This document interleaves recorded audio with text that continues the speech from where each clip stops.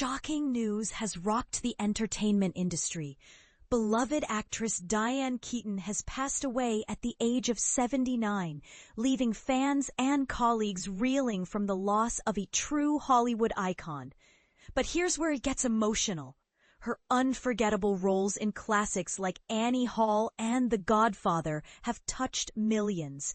And now, the tributes are pouring in, reminding us just how deeply she impacted the world of film.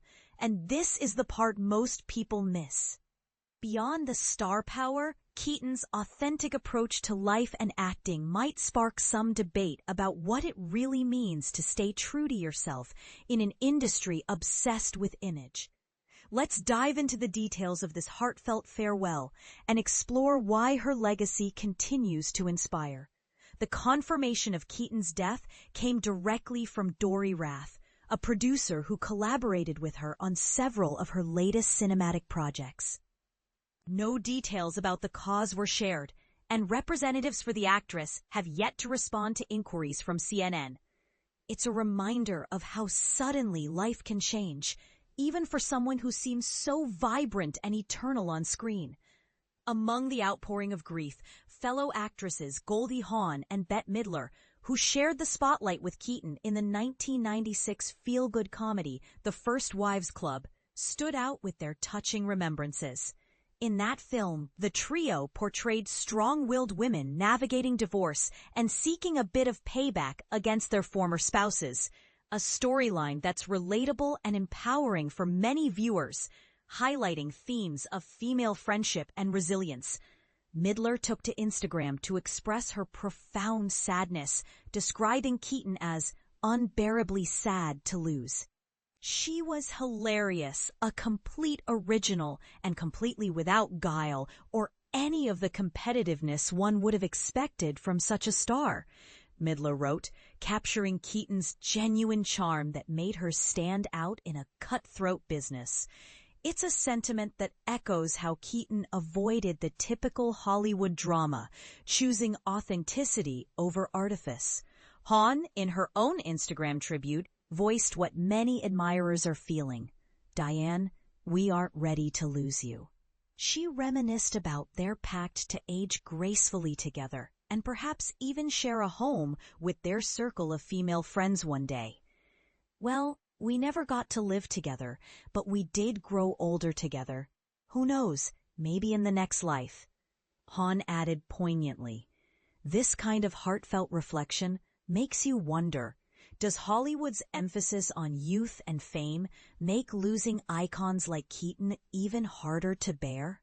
Oscar-winning actor Leonardo DiCaprio, who co-starred with Keaton in Marvin's Room at the tender age of 18, paid homage by calling her a legend, an icon, and a truly kind human being. DiCaprio's words underscore Keaton's nurturing presence, especially for young talents entering the industry. Kimberly Williams Paisley, Keaton's co-star in the 1991 family favorite Father of the Bride, shared on Instagram that Diane, working with you will always be one of the highlights of my life. It's a simple yet powerful testament to the joy Keaton brought to set life. Actor Ben Stiller hailed her on X as one of the greatest film actors ever and an icon of style, humor, and comedy, praising her blend of wit and elegance that defined her screen presence. Tony Award-winning playwright Jeremy O. Harris reflected on Keaton's influence, noting on X that she maintained a sense of self throughout her many roles that was a reminder to me as a young performer that the most interesting person you can mine are the many aspects of yourself. This insight could be controversial. Some might argue that actors should fully embody characters without letting personal quirks show.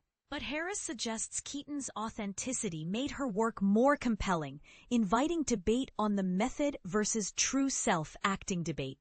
The Academy of Motion Picture Arts and Sciences, which honored Keaton with they added, her spirit will live forever on screen and in the hearts of all who saw themselves in her.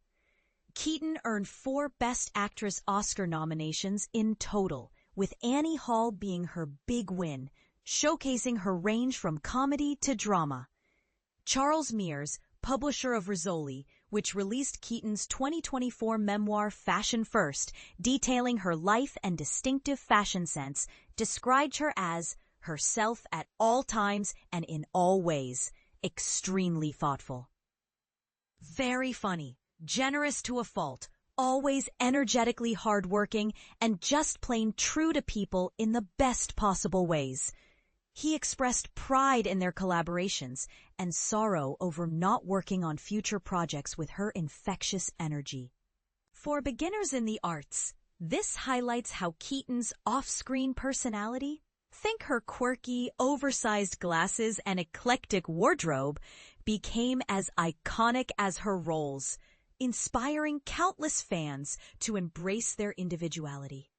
The American Film Institute, which gave Keaton its prestigious Life Achievement Award in 2017, celebrated her on Facebook for filling our hearts with laughter and tears and the deepest of humanity for decades.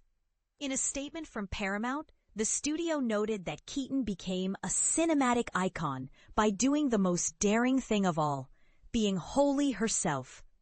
They vowed her influence would continue to shine as brightly as she did on screen for generations to come.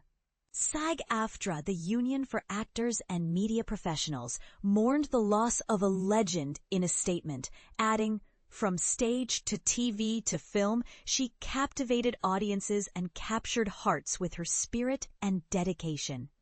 As we reflect on Diane Keaton's extraordinary career, it's hard not to wonder, was her refusal to conform to Hollywood norms, embracing her neurosis and style, what made her truly unforgettable? Or do you think it limited her in more traditional roles? And here's the controversial twist. Some might say her open, unfiltered personality challenged the industry's obsession with perfection, paving the way for modern stars like Kristen Wiig or Tina Fey. What do you think? Will Keaton's legacy inspire a new wave of authentic storytelling, or is the pressure to fit in stronger than ever? Share your thoughts in the comments. Do you agree with the tributes or disagree on what made her a standout? Let's keep the conversation going.